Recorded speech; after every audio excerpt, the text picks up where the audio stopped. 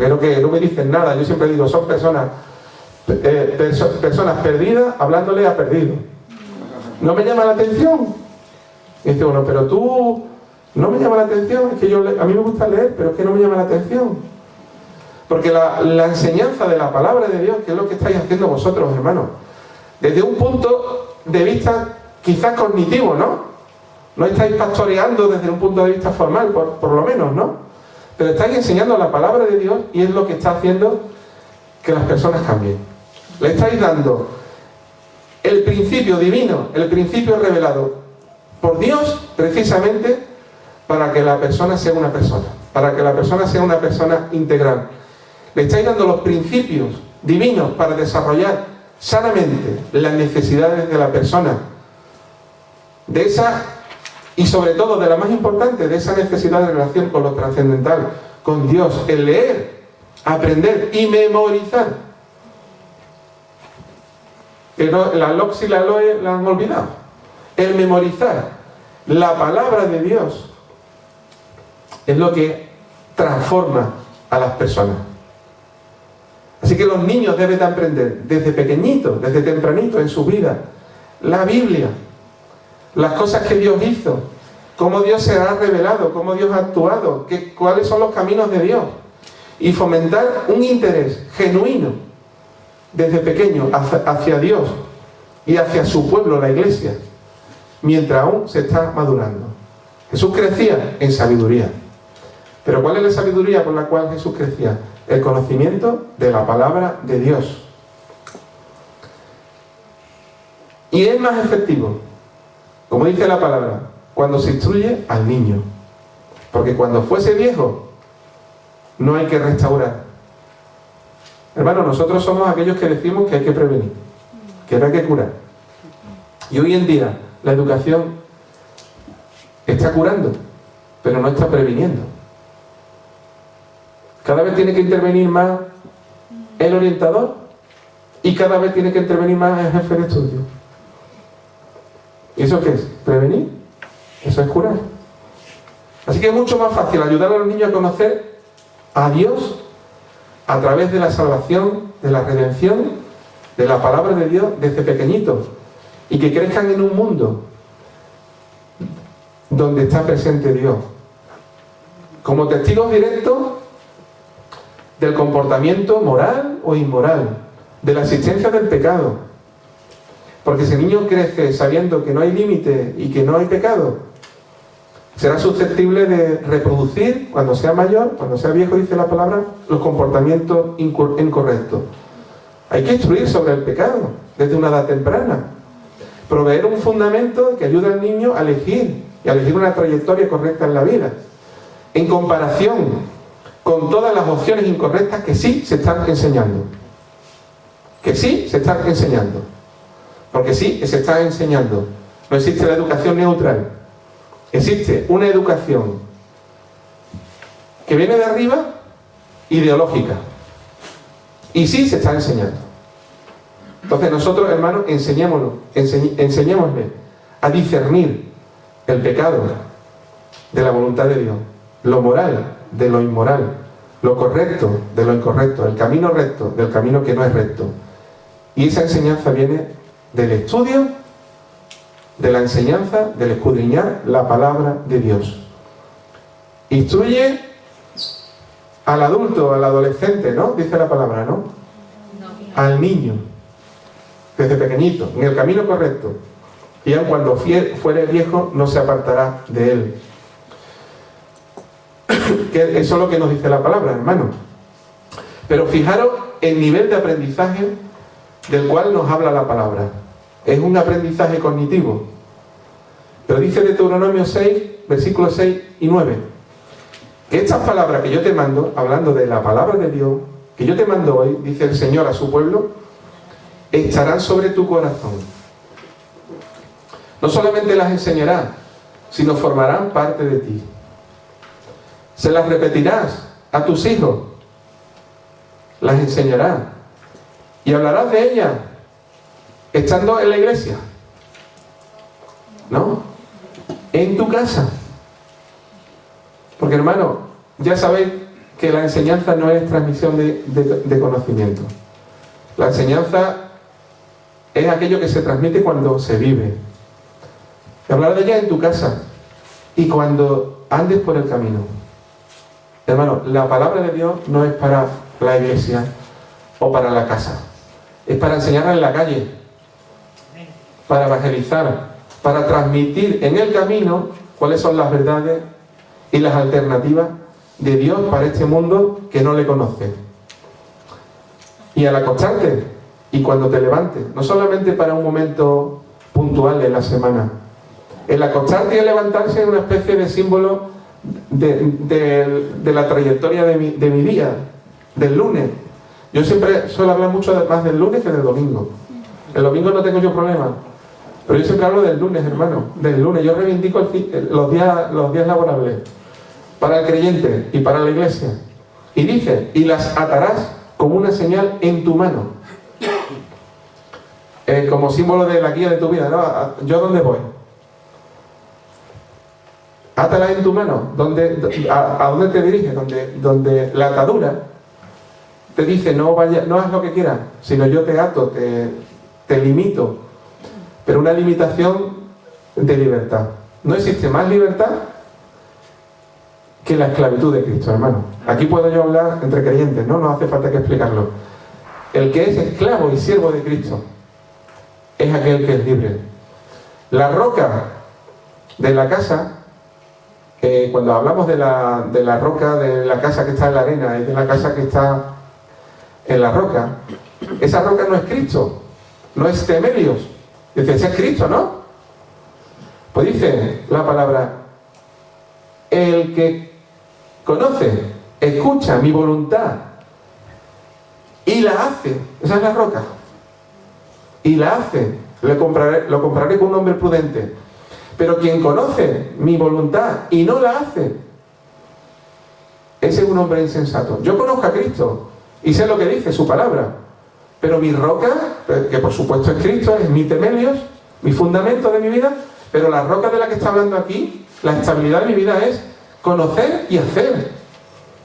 No es ahí oidores, sino hacedores. Hermanos, estamos en el mundo del oído, pero no de la praxis. Ya lo sabéis. Las atarás como una señal en tu mano y estarán como frontales entre tus ojos. ¿Dónde está nuestra mirada? En los problemas, en la crisis. ¿A dónde nos ven nuestros hijos mirar?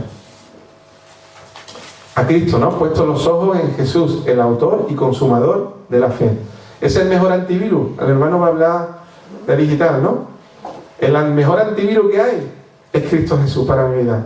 Cuando tú tienes los ojos puestos en Cristo Jesús, no hay virus psicológico, ni moral, ni eclesial, que también hay virus en las iglesias, que te pueda atacar. Y lo escribirás en los postes de tu casa y en tus puertas.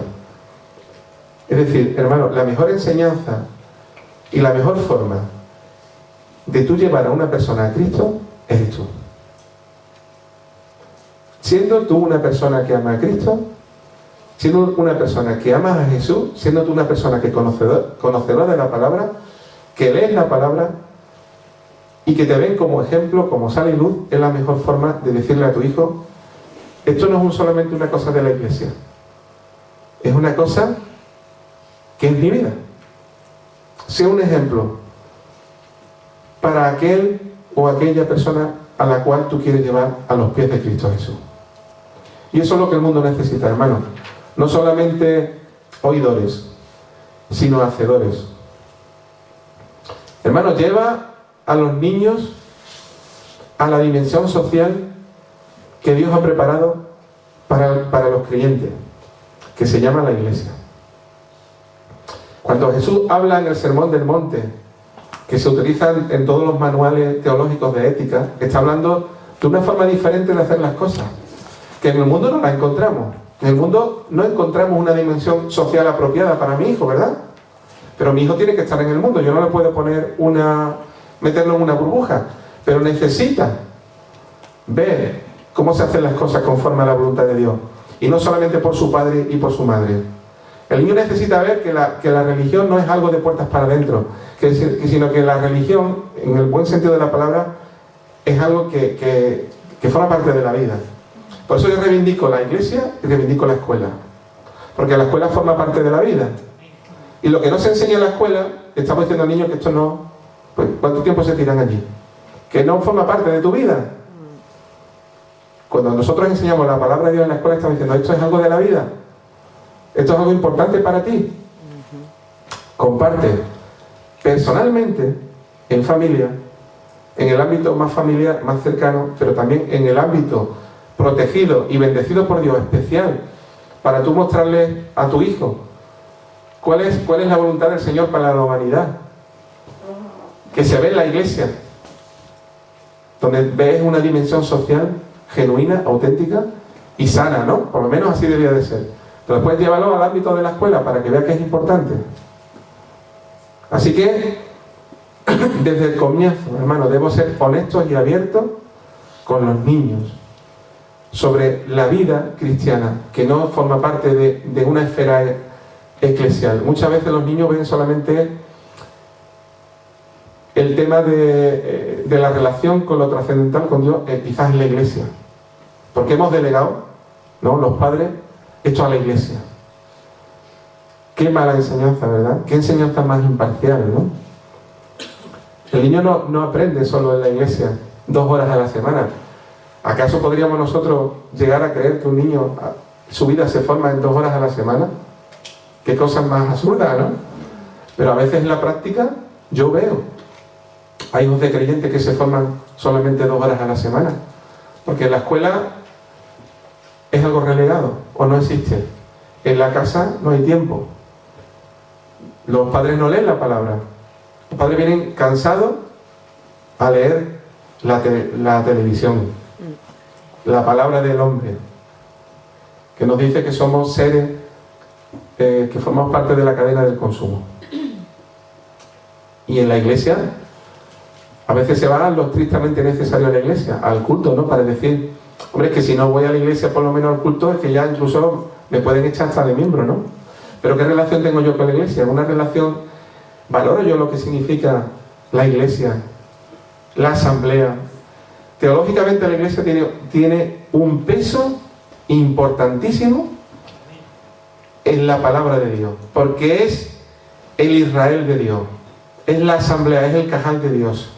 Y Dios forma a Israel en su pueblo.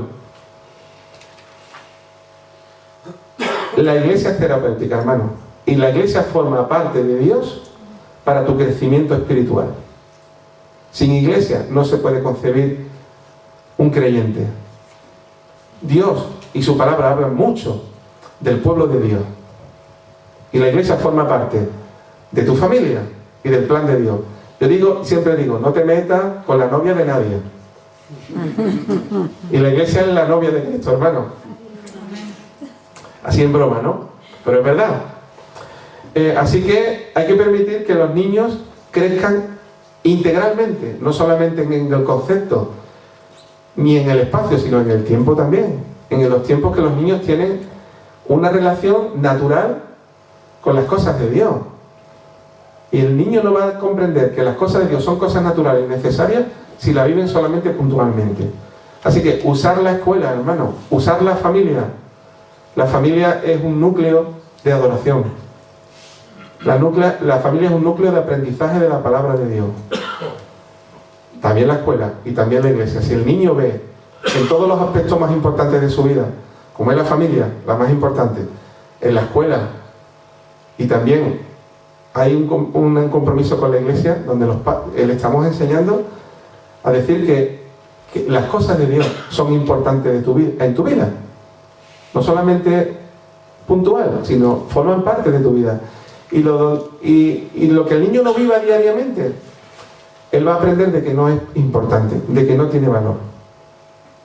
Así que no solamente es importante aprender el camino, sino la experiencia de sentir a Dios en nuestras vidas. Si un niño desde la niñez no aprende, cuando sea viejo, dice la palabra, ¡buah! Me acaban de le da un susto que no te digo nada. Bueno, A mí siempre me pasa igual, hermano. Esto no lo puedo remediar.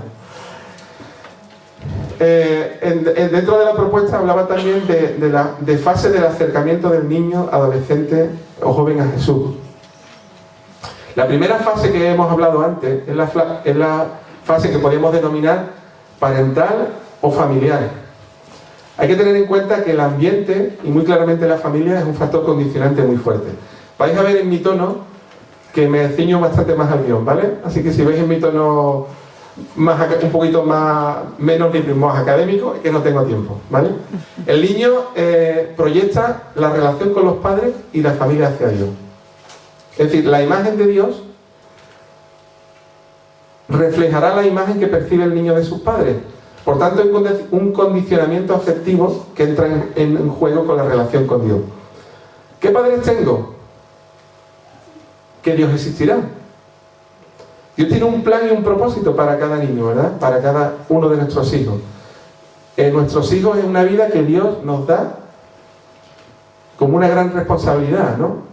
Y nosotros somos parte muy importante de ese plan. Dios ha puesto bajo los padres el control de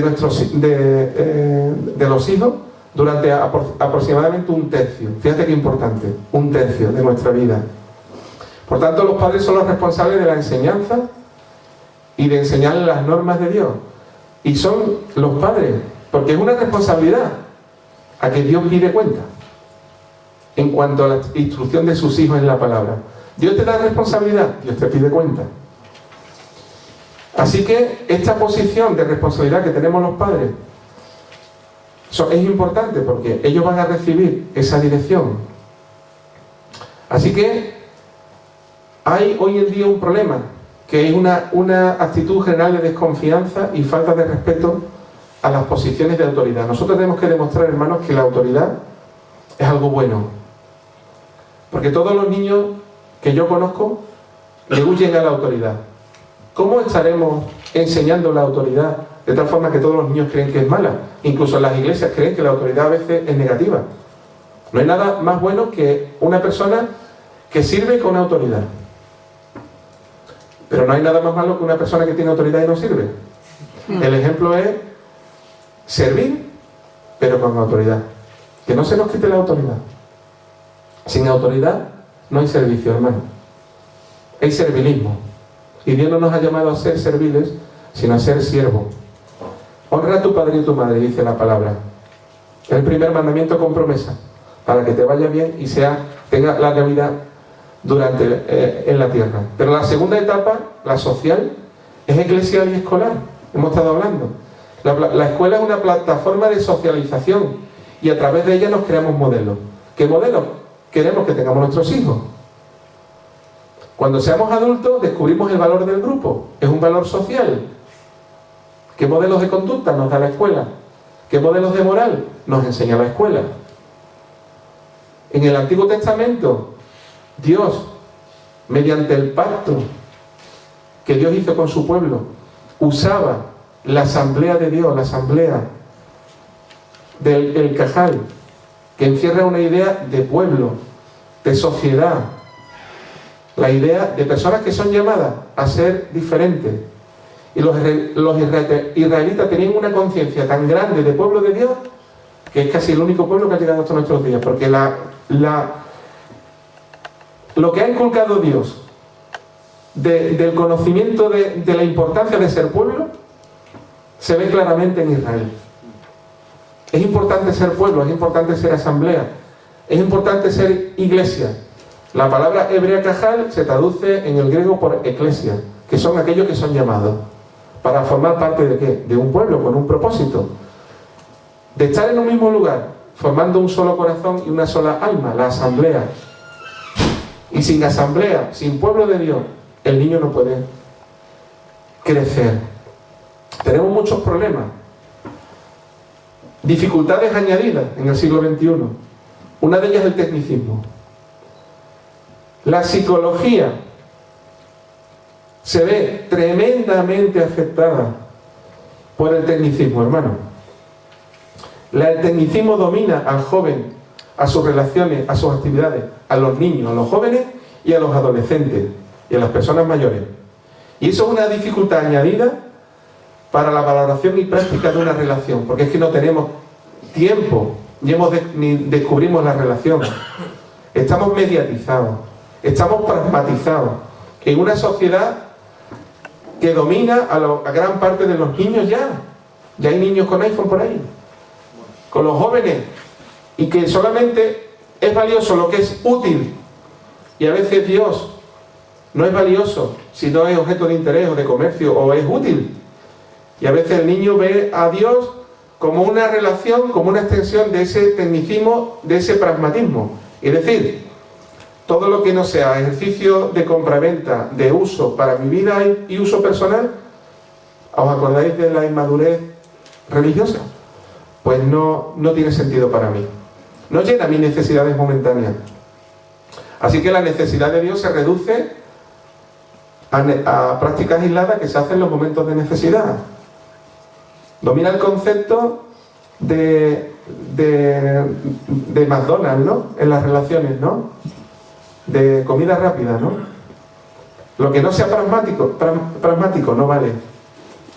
Y esto no deja de ser una forma de religiosidad inmadura o de idolatría.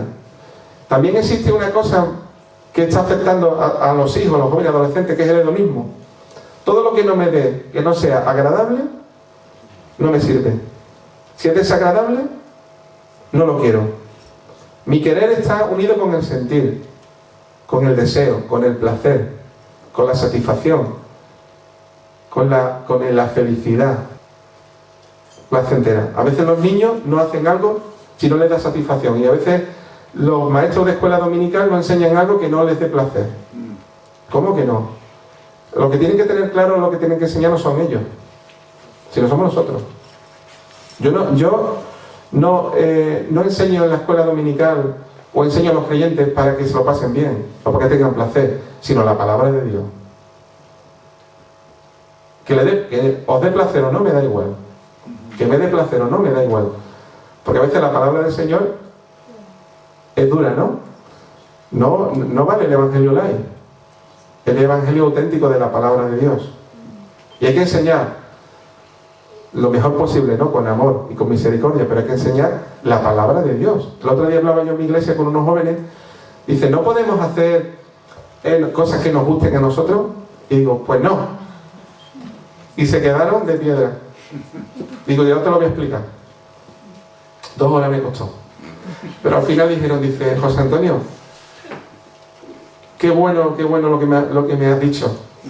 Qué bueno lo que me has dicho. Digo, yo quiero hacer esto.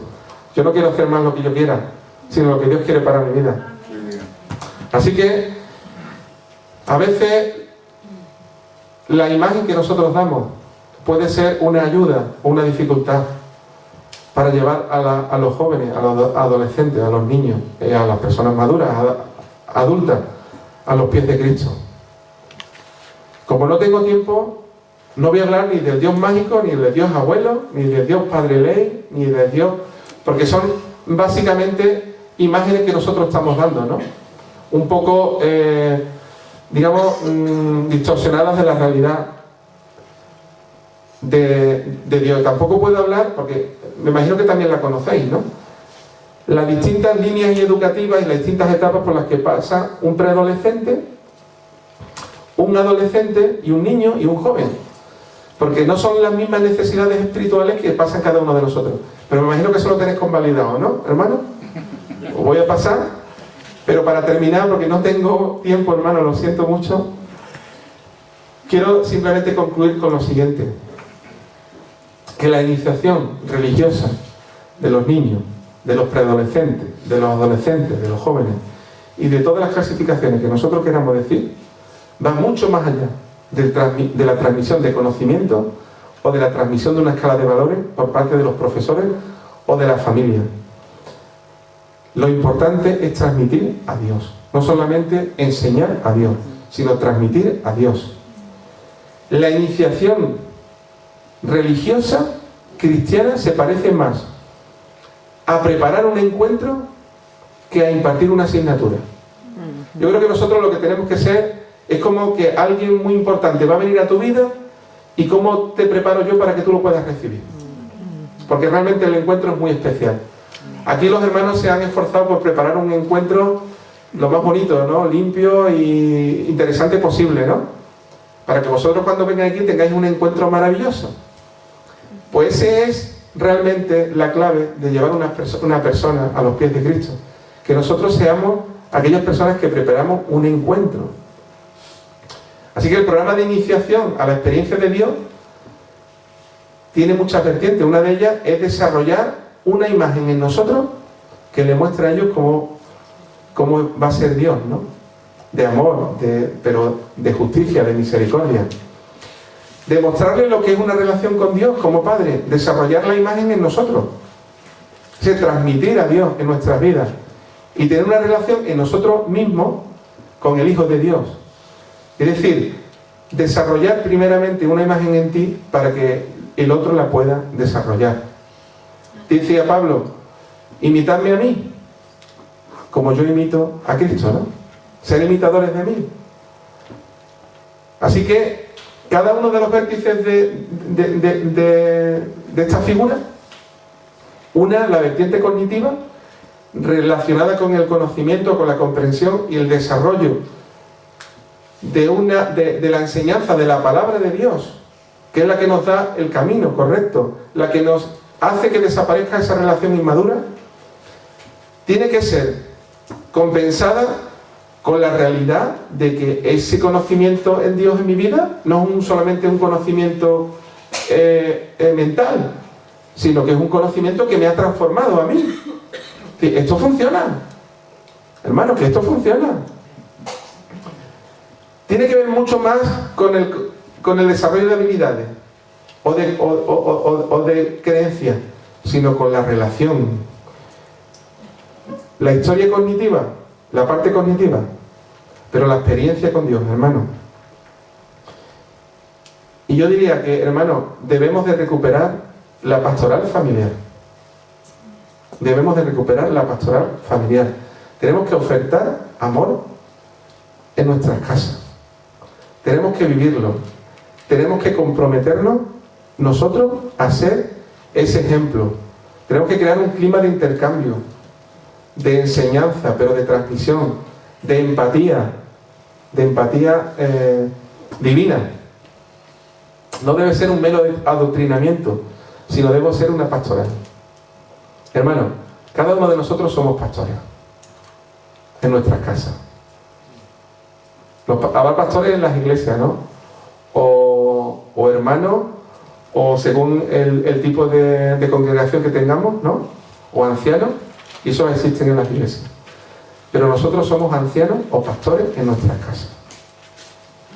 Debemos de vivir esto en nuestras casas. Debemos de cuidar el entorno familiar, cuidar el modo de amar, cuidar las necesidades básicas de nuestro hijo, cada una de ellas, porque en la correcta satisfacción de esas necesidades, ahí se verá cómo nosotros somos libres y tenemos nuestras necesidades cubiertas y podemos satisfacer las necesidades de otras personas, y primeramente la de nuestros hijos. Las primeras experiencias de confianza y de amor y de fe son las que deben de haber en la pastoral familiar. Y debemos nosotros también como docentes mostrar, como he dicho antes, que la religión no es solamente algo familiar, sino es algo social. Y es algo eclesial y es algo también educacional, escolar. Reconocer, valorar y enmarcar el papel de la familia. Y no solamente en un aspecto social en la escuela, sino en un espacio comunitario. Para que el niño vea que tiene unas necesidades y que esas necesidades solamente las puede llenar Jesús de Nazaret. ¿Quién les mostrará? ¿Quién les enseñará? ¿Cómo conocerán si alguien no les habla? Pues esa persona, hermano, eres tú en 3 perspectivas. Vosotros tenéis 3 perspectivas, hay personas que tienen 2, nosotros tenemos 3. Primeramente en la familia, segundo en la iglesia y tercero en la escuela. y ninguna es mayor importancia, sino todas son las tres patas de un banco que si alguna falta, la otra se puede caer. Porque el niño puede decir que esta relación es solamente para la familia, o es solamente en la iglesia, o es solamente en la escuela. Y son en las tres. Porque el niño tiene todas esas dimensiones para que sea una persona íntegra. Así que hay ciertas cosas que me he saltado por el tiempo, pero bueno, esta es básicamente, hermano, la propuesta que yo traía, que el Señor ha puesto en mi corazón, y sobre todo espero no que os haya gustado, ¿verdad?, sino que sean útiles para vuestras vidas y para la mía. No espero que os haya gustado, sino que sean de verdad útiles para vuestras vidas. Las dos cosas, ¿no? Así que a Dios sea la gloria y la honra, hermano. Se os bendiga.